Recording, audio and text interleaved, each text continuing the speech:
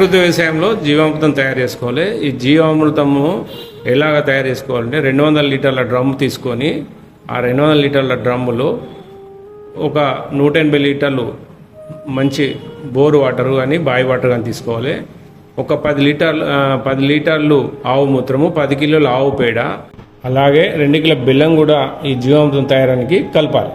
2 కిలోల పొట్టు పప్పు, శనగపిండి కానీ శనగపప్పు కానీ పందులు కానీ పెసలు కానీ దాంతో పొట్టుతో పట్టేయాలి.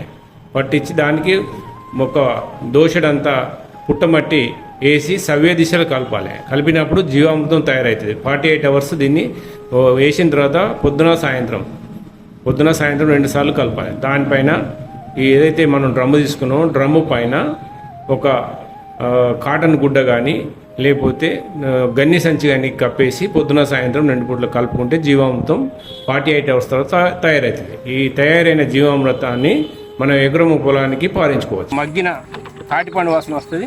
మంచి దీంట్లో కోటాను కోట సూక్ష్మజీవులు ఉండి మీకు ఏదైతే డిఏపి యూరియా ఇలాగ పనిచేస్తుందో అన్ని రకాల సూక్ష్మ పోషకాలు ఇందులో లభిస్తాయి. కాబట్టి దీన్ని ఎక్కువ మేము ఒక వరి పంట కాలంలో ఒక 5 నుంచి మినిమం 6 సార్లు అయినా పొలానికి ఇస్తాం. ఈ పొలం ఏదైతే కనబడుతుందో ఈ పొలానికంతా ఇప్పటి వరకు ఒకసారి ఘనజీవామృతం వేసాము. తర్వాత ద్రవజీవామృతం ఇప్పటికో 2 నుంచి 3 సార్లు ద్రవజీవామృతం ఇస్తాము. వాళ్ళు ఈ మధ్యలో ఒకసారి నీమాస్త్రం కూడా స్ప్రే చేశాము. తర్వాత వచ్చి ఇప్పుడు ఇప్పటికైతే ఏం మాకు పురుగు రాలేదు. మళ్ళొకసారి కూడా ద్రవజీవామృతం ఇష్టానికి రెడీ తయారు చేసుకున్నాం.